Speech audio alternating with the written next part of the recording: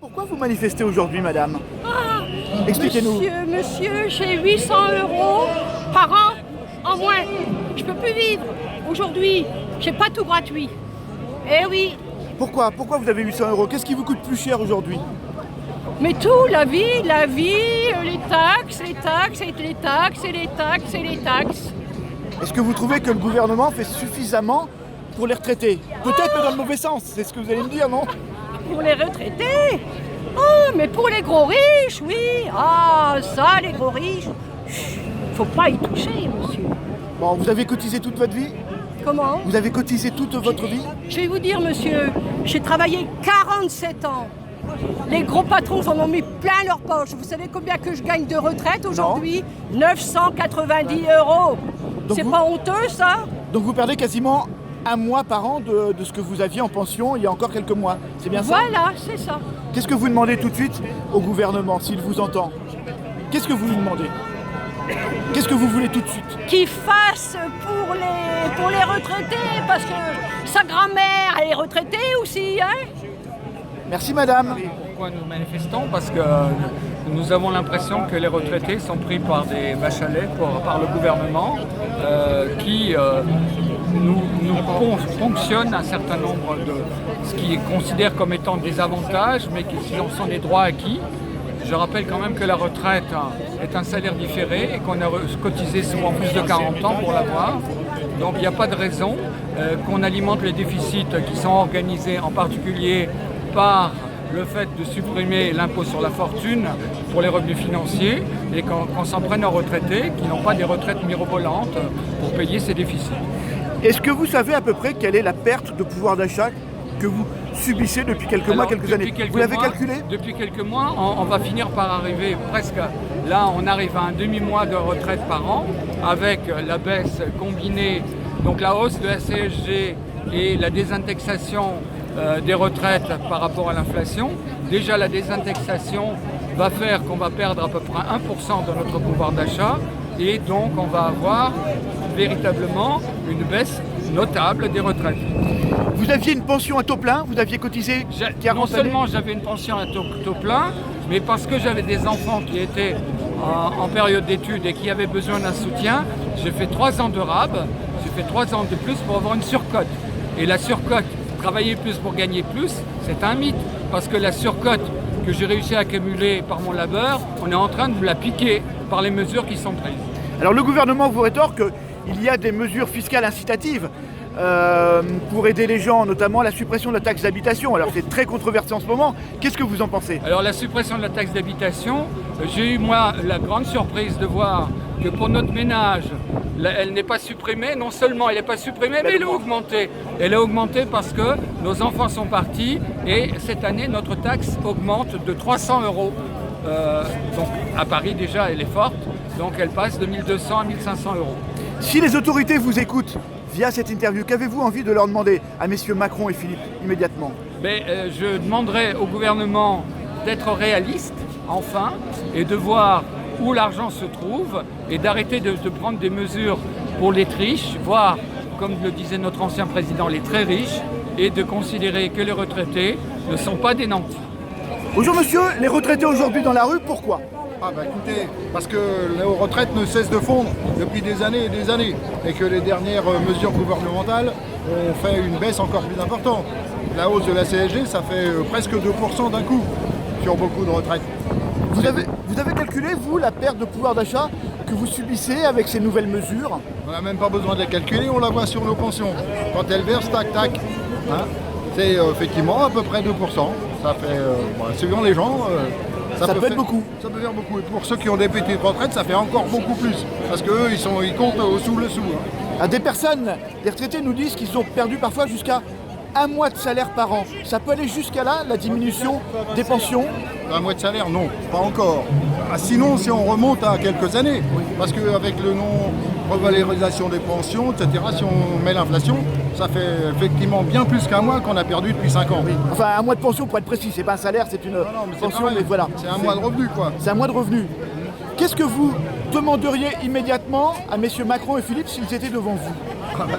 Qui reviennent sur leurs dernières mesures de hausse de la CSG, qu'ils reprennent l'indexation des pensions sur les salaires, etc. Ça, on l'a perdu il y a très longtemps.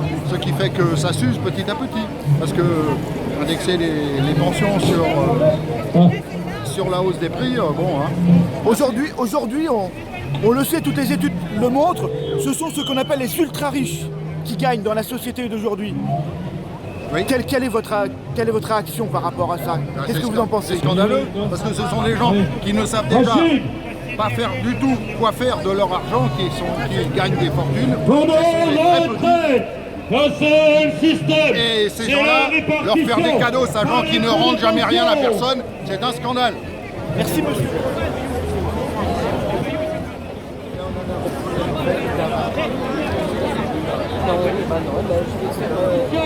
Par le fonds de pension. Avance.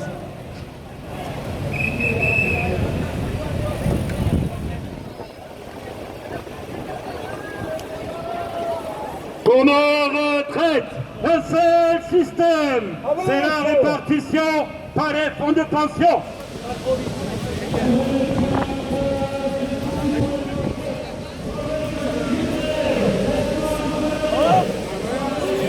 Aujourd'hui, les retraités une nouvelle fois dans la rue, que se passe-t-il?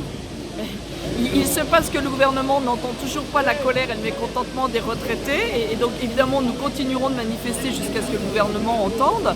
La question est pourtant très simple, il s'agit de revaloriser le niveau des pensions de tous les retraités. Depuis son arrivée, le gouvernement a pris pour cible les retraités et essaye de leur faire payer le déficit public, considérant que les retraités seraient des privilégiés dans notre société. Nous sommes évidemment bien loin de cette réalité, donc aujourd'hui, une nouvelle fois, nous demandons au gouvernement d'entendre que cette situation n'est pas acceptable pour les retraités. Est-ce que vous avez des chiffres globaux sur la perte du pouvoir d'achat des retraités? Est-ce qu'on peut le quantifier aujourd'hui? Écoutez, la perte du pouvoir d'achat, elle est évidemment variable selon le niveau des retraités, mais elle est en moyenne d'à peu près 350 à 400 euros de perte pour chaque retraité, ce qui est évidemment absolument énorme, chacun le comprendra. Et cela ne va que s'aggraver si les mesures qui sont mises en place et si le budget tel qu'il est prévu et tel qu'il commence à être discuté aujourd'hui par le Parlement ne bouge pas. On reproche au gouvernement de privilégier le pouvoir d'achat des ultra-riches. On a classifié cette catégorie de la population qui a de forts moyens. Vous partagez ces critiques sur les choix économiques de l'équipe Macron? Oui, nous pour la FSU, très clairement, on conteste les choix économiques et budgétaires du gouvernement. On a constaté depuis son arrivée qu'il a pris pour cible les retraités, qu'il a pris aussi pour cible les fonctionnaires, puisqu'il a gelé aussi le niveau de salaire des fonctionnaires et que globalement, il ne prévoit aucune mesure favorisant le pouvoir d'achat des salariés, contrairement, je le rappelle, à l'engagement d'Emmanuel Macron lorsqu'il faisait campagne pour l'élection présidentielle, où il disait « nous améliorerons le pouvoir d'achat de tous les salariés ». On n'en est pas là aujourd'hui. Donc oui, nous contestons une politique, effectivement une politique en faveur des plus riches, c'est-à-dire une répartition des richesses produites qui n'est pas juste, qui ne va pas à ceux qui en ont le plus besoin, qu'ils soient retraités ou salariés. Et c'est bien ce que nous demandons aujourd'hui au gouvernement, c'est de revenir sur la manière dont il construit son budget et sur ses choix économiques et budgétaires. La limitation du volume des retraites, donc ça fait, on a calculé, ça fait 500 euros sur 3 ans. C'est quasiment 2 tiers d'une pension normale. Enfin, voilà. C'est loin donc, voilà. Donc les gens sont aujourd'hui pour manifester leur mécontentement par rapport à l'amputation de leur pouvoir d'achat principalement. C'est loin d'être la première manifestation des retraités cette année. Est-ce que ça change quelque chose? Le gouvernement vous attend ou pas? Je pense que si la mobilisation monte, parce qu'il y a un profond mécontentement chez les retraités, mais vraiment, quelles que soient les opinions politiques, aujourd'hui, bon, je crois qu'on est entre 10 et 15 000, mais la mobilisation va grandir. On ne va pas s'arrêter à la journée d'action d'aujourd'hui. Les retraités, on le sait, ont voté massivement Emmanuel Macron. Il y a... Ça, je ne sais pas. C'est les chiffres, en tout cas les études qui le disent. Il y a de la déception aujourd'hui parmi les retraités, vous le sentez, vous entendez parler? Écoutez, moi j'habite Paris, dans un endroit où il y a pas mal de retraités, et vraiment il y a, c'est même pas de la déception, c'est de la colère, parce que les gens calculent, et souvent ils sont à 25-30 euros pour finir leur mois, et c'est à peu près ce que la CGT coûte à une retraite d'environ 1 200 1 300 euros. Comment vous expliquez ces choix économiques du gouvernement? Pourquoi privilégier ce que tout le monde dit, les classes supérieures, plutôt que les retraités, les classes moyennes et les classes Il populaires? y a une logique absolue. Macron avait annoncé la couleur de toute façon. Sur la CSG, il avait annoncé la couleur. Donc les gens qui ont voté à la limite pour lui, bon, ils devaient s'attendre à cette amputation.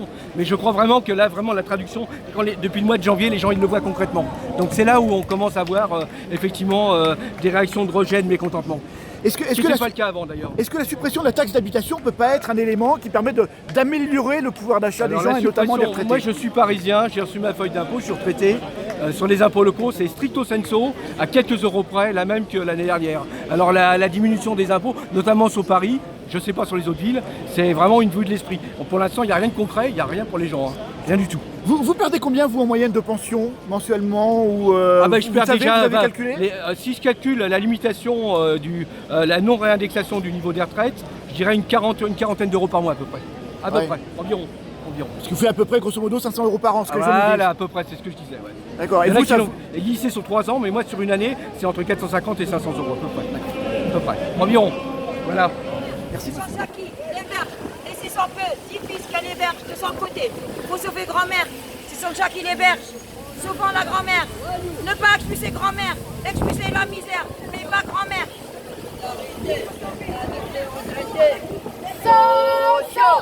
Solidarité avec les retraités. Solidarité avec les retraités.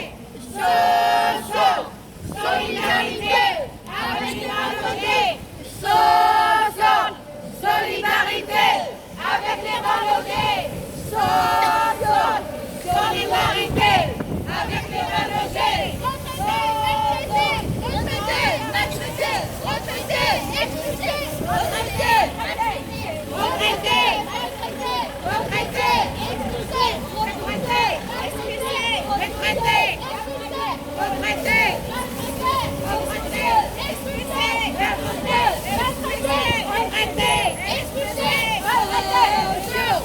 Solidarité avec les retraités.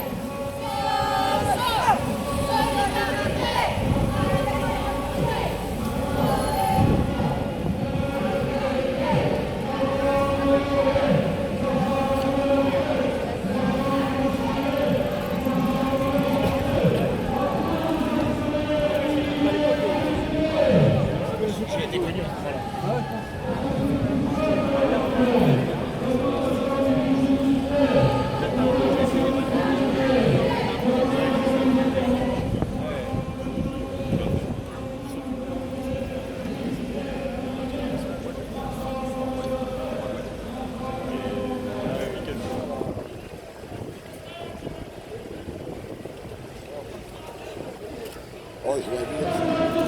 Je vais dire ta mère.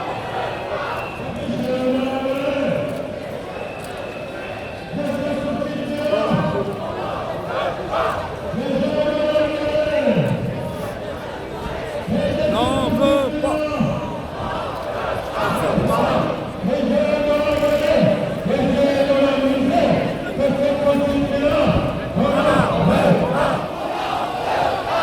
De cette société-là, c'est clair.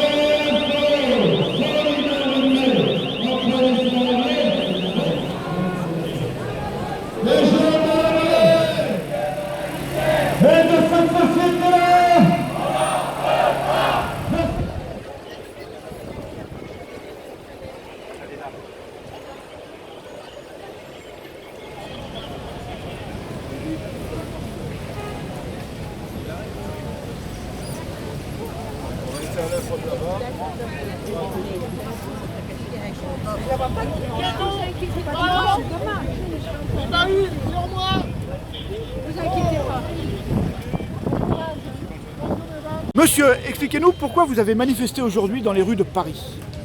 Parce que j'avais besoin de défendre ma retraite. J'ai perdu 400 € cette fois-ci, donc je ne voudrais pas perdre encore plus. Mais pourtant, on vous a supprimé la taxe d'habitation, vous avez gagné du pouvoir d'achat. C'est ce que on n'a pas supprimé la taxe on vous dit. Non, parce que j'ai plus de 2 000 € par mois et on va pas supprimer la taxe d'habitation. Bon, vous êtes aujourd'hui très en colère Ah oui, très par en les colère, mesures vraiment. qui sont prises par le gouvernement. Vraiment très en colère. On est tous en colère. Pourquoi? Comment vous expliquez Bien sûr, on est en colère. cette façon de taper sur les gens qui ne font pas partie de la haute finance ou de la haute sphère financière? Pourquoi? Macron, ou des gens qui ont beaucoup d'argent? Pourquoi est-ce qu'on Macron, on apparaît comme des nantis. On apparaît comme des nantis. On apparaît comme des gens qui peuvent vous payer. Moi, j'ai entendu quand même des gens du gouvernement dire que les retraités, ils ont de l'argent sur leur matelas. J'ai entendu dire qu'ils ont des lingots d'or. Mais je n'invente pas, hein, je veux dire, les gens annonçaient ça clairement. Donc, il y a une misère des jeunes retraités, des lycéens étudiants, parce que les retraités, il y a la misère, on baisse les APL. Et vous, comment vous la voyez votre retraite dans longtemps? Ouais, dans longtemps. Bon. Attends, actuellement, on baisse les APL, on augmente la CSG, toute la société qui est en train de devenir de la misère. Macron, il s'occupe des 1% les plus riches, et le reste, c'est de la merde totale. Voilà ce que c'est ce qui se passe actuellement. Donc voilà, donc actuellement, le peuple, il en a ras-le-bol de la misère. Actuellement, il n'y en a que pour les classes aisées, et les classes moyennes et les classes populaires, elles souffrent le martyr. Et c'est pour ça qu'on est dans la rue. On a déjà été dans la rue en général contre Macron le 9, là on est encore dans la rue avec les retraités. Et on était dans la rue contre l'écologie et contre le changement climatique. Et Macron, il s'en fout de tout. Donc c'est vraiment du déni. Voilà, donc Mais- vraiment, on en a marre. Mais tout le monde se mobilise dans son coin, il n'y a pas de convergence des luttes. La SNCF d'un côté, les retraités de l'autre.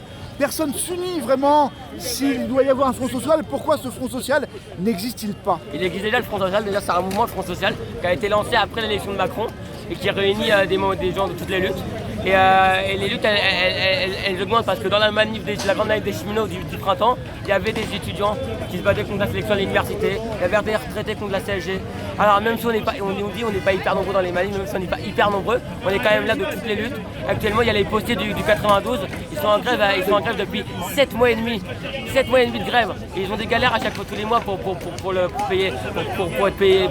7 mois et demi de grève. Et derrière, la direction, elle fait rien.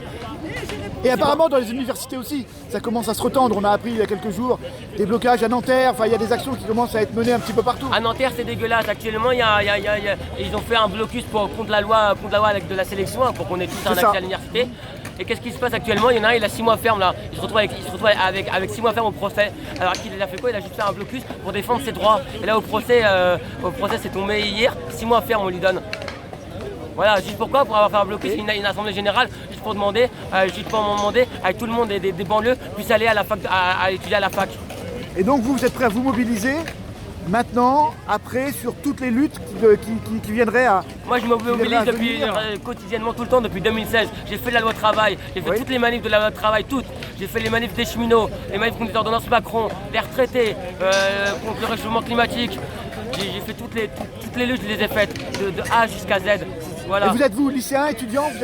Quel est votre cursus? Moi je suis à Tolbiac en première année en histoire de l'art et archéologie.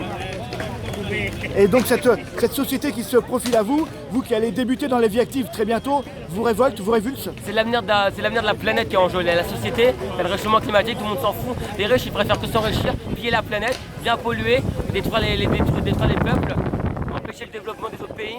Et puis ensuite, les 1% les plus riches, là, ils sont au sommet dans leur banque à Wall Street, je sais pas où, là, les Bill Gates, la Macronie, toute la clique, ils ont des milliards et des milliards, ils auraient de quoi de nourrir tout le monde, là, qu'il n'y aurait plus de faim dans le monde. Donc quand même de migrants qui sont en train de mourir en Méditerranée, il n'y aurait plus ces problèmes-là. Je dis pourquoi? C'est parce qu'ils ont des milliards cachés dans leur coffre.